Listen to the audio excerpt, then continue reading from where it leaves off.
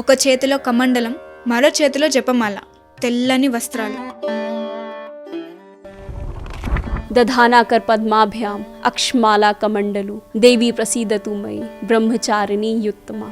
ఇదే నవరాత్రిలో అమ్మవారి రెండో రూపం, బ్రహ్మచారిణి.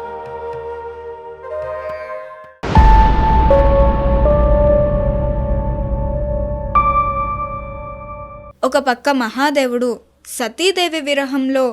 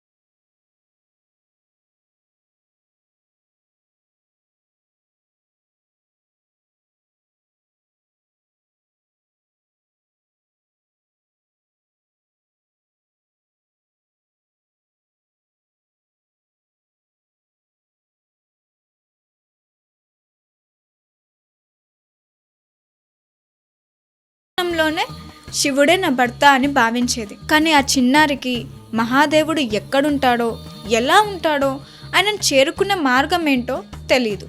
ఆ సందేహాలతో సతమతమవుతున్న పార్వతి మనసుని శాంతింపపరచడానికి స్వయాన నారాయణ రూపుడైన నారదుడు పార్వతీదేవికి గురువుగా మారి శివుణ్ణి చేరుకునే మార్గాన్ని సూచించాడు.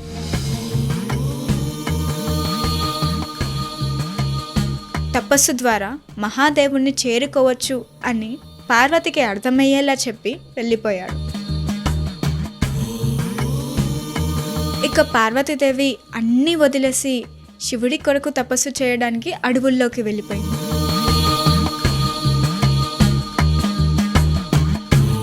ఒక రాకుమారి రాజమహల్ని వదిలేసి అడవుల్లో తపస్సు చేయడానికి సిద్ధమైంది.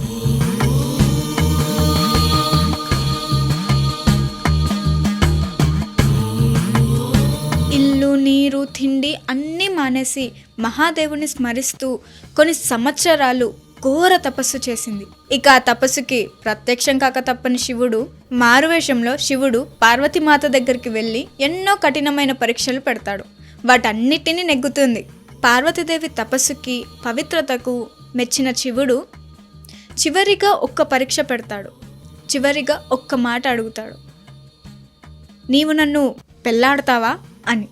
వచ్చింది మహాదేవుడే అని తెలుసుకున్న పార్వతీదేవి కళ్యాణానికి అంగీకరిస్తుంది. ఎంత అద్భుతమైన కథ కదా. సంసారమే వద్దనుకొని వైరాగ్యంలో ఉన్న శివుణ్ణి కూడా వివాహానికి ఒప్పించింది పార్వతీదేవి. అందుకే అంటారు, బ్రహ్మచర్యం వల్ల సాధ్యం కాని పనంటూ లేదు అని. మనిషి జీవితంలో ఉన్నత స్థానాలకి వెళ్ళాలి అంటే కష్టపడాలి. సంసారిక ప్రపంచానికి దూరంగా ఉంటూ ఫోకస్డ్గా కాన్సన్ట్రేషన్తో ఉండగలిగితే ఖచ్చితంగా ఉన్నత స్థానాలకి వెళ్ళగలమని చెప్తుంది ఈ బ్రహ్మచారిణి అమ్మవారి రూపం. బ్రహ్మచారిణి అమ్మవారు ఎంతో పవర్ఫుల్.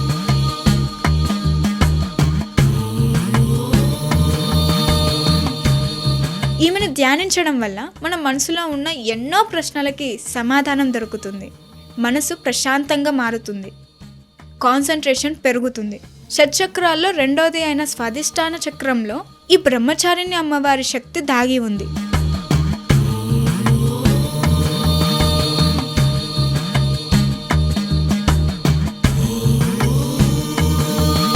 ఈ చక్రం శాంతికి అలాగే స్వచ్ఛతకు చిహ్నం. ఈరోజు ఈ అమ్మవారిని ధ్యానించి మనలోని స్వాధిష్టాన చక్రాన్ని యాక్టివ్ చేసుకోగలుగుతాం.